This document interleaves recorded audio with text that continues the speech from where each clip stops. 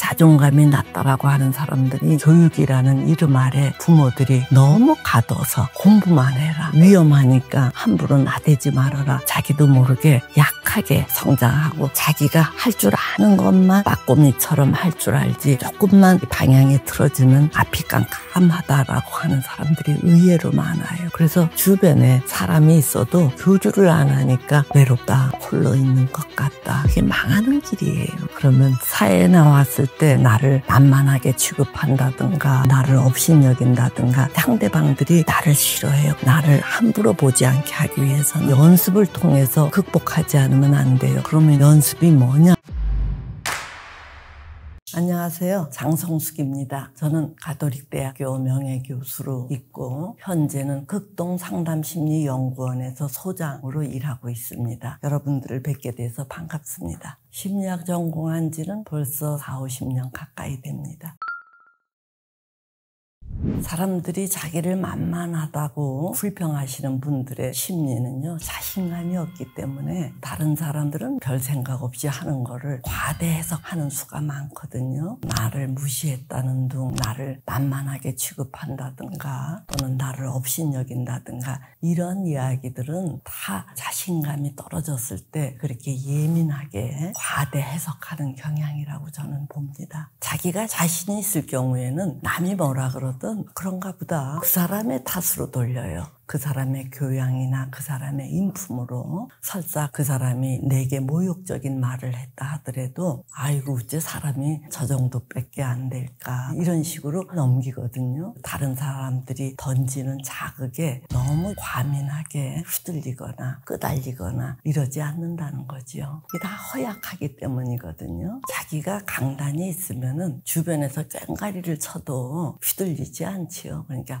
허약하니까 별것 아닌 이야기에도 상처를 받고 속상해하고 휘둘리지요. 허약하게 되는 이유에는 여러 가지가 있을 수 있어요. 태어날 때부터 조금 심약하게 태어날 수도 있고, 그런데 무엇보다도 중요한 게 환경이거든요. 갇혀서 공부만 한다든가 제한된 속에서 옴짝달싹 못하게 큰 사람들은 마치 콩나물이 쭉 자라듯이 그렇게 비실비실해지기가 아주 십상이에요. 그러니까 자라날 때에는 울타리가 든든하다고 여겨야 아이들이 거침없이 호기심을 발휘한다든가 모험을 한다든가 많이 나대면서 커야 야물고 튼튼해지거든요. 그런데 교육이라는 이름 아래 부모들이 너무 가둬서 공부만 해라, 위험하니까 함부로 나대지 말아라 이렇게 자꾸 구속하는 속에서 자라다 보니까 자기도 모르게 약하게 성장하고 자기가 할 줄 아는 것만 빠꼬미처럼 할 줄 알지 조금만 방향이 틀어지면 앞이 깜깜하다라고 하는 사람들이 의외로 많아요. 이제 보면 참 딱하지요. 그래서 이참에 당부드리는 거는 많은 부모님들께서 우리 애가 바깥에 나가서 어떤 일에 부딪힐지 모르잖아요. 이런 거에 크게 나동거라지거나 좌절하지 않도록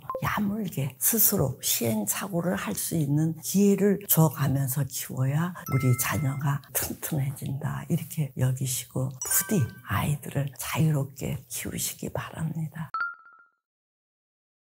자존감이 낮다라고 하는 사람들이 자기를 너무 작게 또는 위축감을 느끼는 분들이 많은데, 이분들이 흔히 상담에 와서는 이게 허벌판에 서 있는 것 같다, 주변에 아무도 없는 것 같다, 어디로 내가 방향을 잡아야 할지 바람은 부는데 쩔쩔매는 것 같다, 이런 얘기를 제일 많이 하더라고요. 자존감이 떨어지거나 소심하다 보니까 관계에 적극적이지를 않아요. 그러니까 재미가 없고, 그래서 주변에 사람이 있어도 교류를 안 하니까 외롭다, 홀로 있는 것 같다, 아무도 없는 것 같다, 이런 이야기를 하지요. 자존감이라는 것은 다른 게 아니에요. 자기를 아주 소중하게 중하게 여기는 마음이거든요. 이거는 부모가 그만큼 인정해주고 괜찮다, 지지해주고 존중하는 분위기 속에서 자란 사람들은 자기가 제법 괜찮은 줄 알아요. 뚱뚱하든 공부를 못하든 그럼에도 불구하고 부모님이 많이 사랑을 해주니까 뭐 이 정도면 뭐 어때, 살찔 수도 있지, 조금 떨어지는 거에 대해서 대해서 그다지 개의치 않아 하거든요. 그러니까 자존감의 유무는 자라면서 얼마나 많이 인정받고 지지받고 사랑받았느냐. 있는 그대로 꼭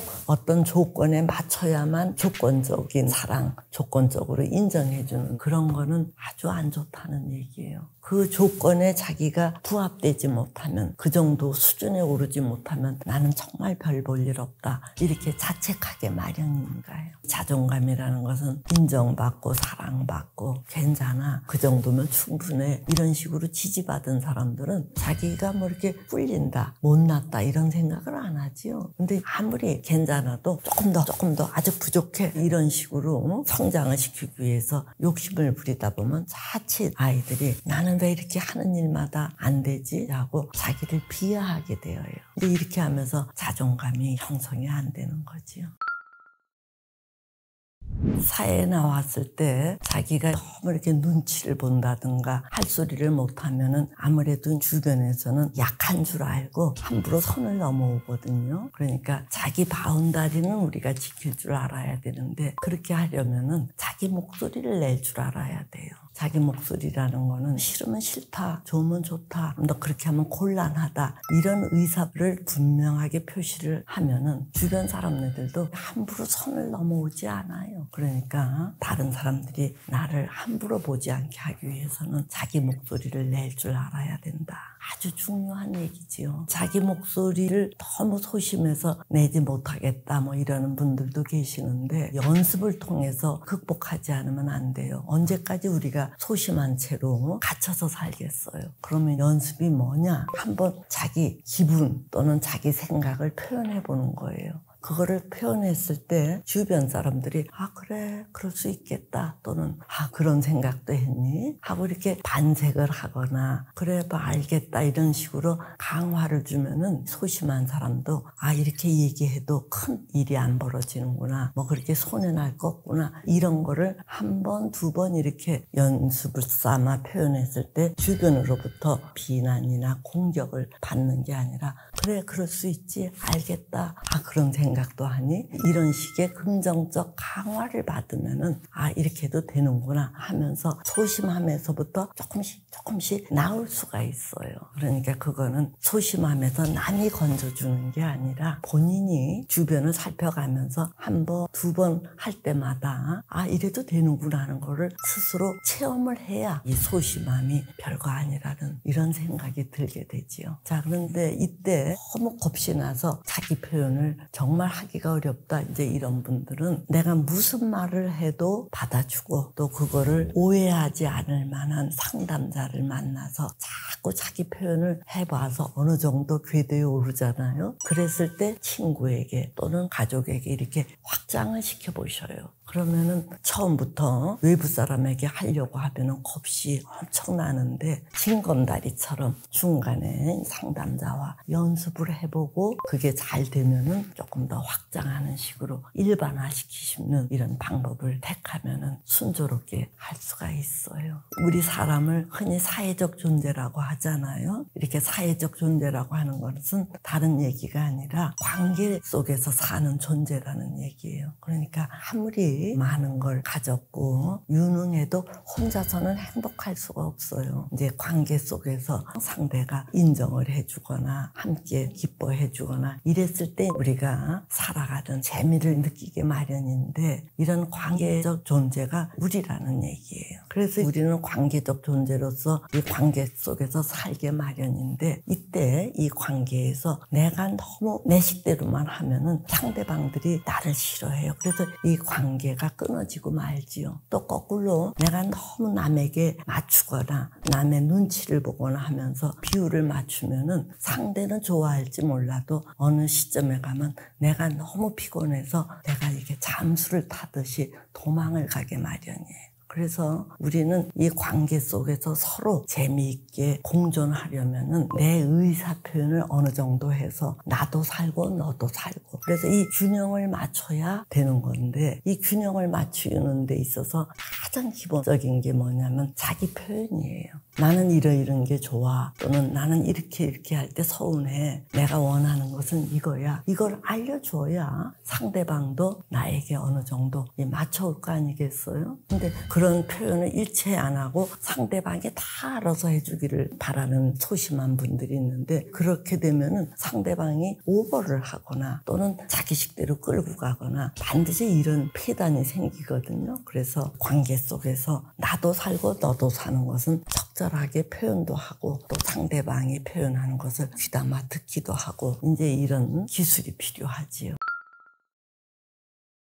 우리가 사회적 존재로서 공존을 하는 게 참 중요하다고 제가 말씀을 드렸는데, 사람들은 자기도 모르게 조금씩 자기 중심적으로 살게 마련이거든요. 그래서 이런 관계 속에서 내가 조금만 손해보는 듯 하면은 오히려 그런 사람들이 아주 멋진 사람들이에요. 그런 사람들이 잘 사는 사람들이에요. 내가 조금만 손해보듯 한 거를 물렀으면은 주변에 일단 사람들이 많이 꼬여요. 그리고 나를 좋아한다는 얘기예요. 그러니까 내가 조금 손해본 것 같지만 그 이상으로 인정받고 환대받으니까 이게 더 손해나는 것보다 더 큰 거를 얻거든요. 그래서 우리가 조금 손해보듯 사시는 거를 실행에 옮기신다면은 오히려 잃는 것보다 얻는 게 훨씬 많아요. 그러니까 손해보는 거에 대해서 너무 안달하거나 속상해 하시기보다는 오히려 그게 더 좋은 전략인 거를 아시고 의도적으로 내가 조금 손해보지, 한 발 양보하지, 이런 식으로 생활을 하시면 오히려 도움이 됩니다. 사람들은 누구나 이기적이려고 하는 경향이 있기 때문에 조금만 손해를 봐주면 상대방이 오히려 긴장을 풀고 경쟁심을 내려놓고 나랑 아주 격의 없이 가깝게 또는 친하게 지내려고 하거든요. 그게 물질적으로 다른 면에서 뭔가를 취하지 못한 것보다 그런 게 훨씬 더 가치 있고 나를 즐겁게 해준다는 얘기예요. 그 통하지 않는 사람에게는 무시하는 게 제일 좋아요. 뭐 안 통하는데 굳이 뻑뻑 통하려고 했을 게 뭐 있어요. 한 번, 두 번 뭐 이렇게 얘기를 하는데 안 통한다 그러면 신경을 끄시라는 얘기예요. 신경을 끄면은 오히려 상대방이 무안해질 수 있죠. 왜냐하면은 사람들이 제일 두려워하는 게 소외당하는 거예요. 그래서 이렇게 보면은 아이들이 공부를 아무리 못해도 친구들이 있으면 학교 안 간다 소리를 안 해요. 그만큼 친구들하고 이게 주거니 받거니가 되면은 선생님이 싫어도 공부를 못해도 학교를 가요. 자, 그런데 공부를 아무리 잘해도 말을 섞을 친구가 없거나 하면 학교를 가기 싫어하거든요. 그만큼 사람들은 서로 상호작용하거나 교류하는 데에서 즐거움을 느끼는 존재지요. 그러니까 과하게 못되게 군다든가 너무 정말 무례하다든가 뭐 이랬을 경우에는 쓱 이렇게 한번 쳐다보고 말을 안 하면은 상대방이 이게 뭐지? 이렇게 갸우뚱하다가 내가 무시를 받았구나 하면은 굉장히 무안함을 느끼는 거예요. 그러니까 말이 안 되는 사람에게 대해서는 애를 쓰시지 마시고 도리어 제껴놓는 식의 전략을 쓰세요. 그러는 게 통쾌한 복수이기도 하고 또 상대방이 곤란해하는 지경에 이르게 하는 지름길이니까, 회사 상사거나 하려면 예, 이 일 끝나는 대로 하겠습니다 하고, 아이고 너무 이제 까칠하게 구니까 그냥 내 속도대로 하는 거예요. 뭐 그이가 막 빨리빨리 하라고 일을 재촉을 하면은 예, 이거 끝나고 하겠습니다 하면서 하던 일을 꼼꼼하게 지연하면서 그 일을 조금 슬쩍 미루면은 급한 거는 자기니까 뭐 난리를 쳐도 자기가 어떡할 거예요. 이럴 정도의 배짱은 있어야 우리가 산다는 얘기.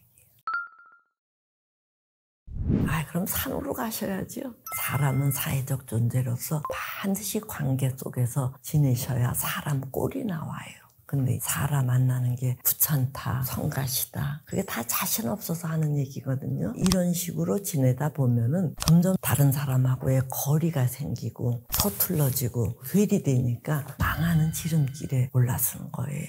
그러니까 힘드셔도 사람 속으로 뛰어들어가시려고 애를 쓰셔야 해요. 혼자 있기를 즐기는 사람들은 지금은 괜찮아요. 근데 그게 세월이 가다 보면은 어느덧 혼자 이렇게 뚝 떨어져 있는 형상이 되거든요. 이게 망하는 길이에요. 그러니까 혼자 있기를 제발 조심하시고, 힘이 들어도 자꾸 관계 속으로 끼어들어서 뭔가 이렇게 기웃기웃하기도 하고, 시행착오를 겪더라도 관계 속에서 하다 보면은 뭐가 다듬어지게 마련이라는 얘기예요. 혼자 지내다 보면 재미가 없고, 재미가 없다 보면 우울증에 걸리고, 이 우울증에 걸리는 분들이 극단적인 선택들을 많이 하지요. 그래서 혼자 지내는 거는 아주 위험하고 조심하셔야 할 행동거지라고 여기시기 바랍니다.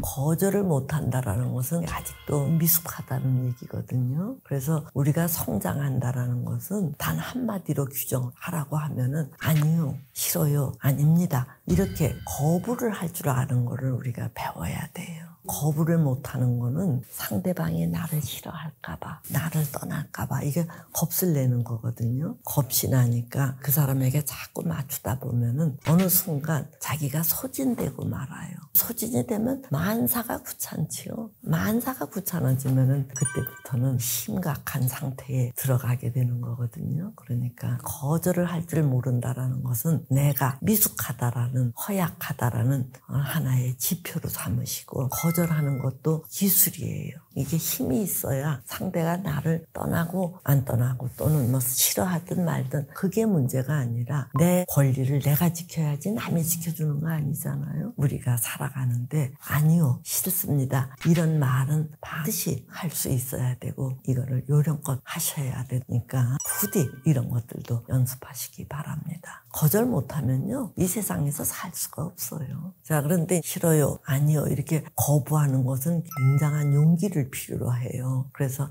아직 그런 게 겁이 나는 분들은 어법에 있어서 나전달법이라는, 즉 아이메시지 어법이라는 게 있는데 그거를 활용하시기 바랍니다. 뭔가 이렇게 곤란한 상황에 나타나면은 저는 그렇게 하는 게 조금 편편치 않은데요, 저는 그렇게 하는 게 조금 내키지 않아요 하는 식으로 가급적이면은 내 마음을 묘사하는 식으로 거부를 하는 것도 한 방법이에요.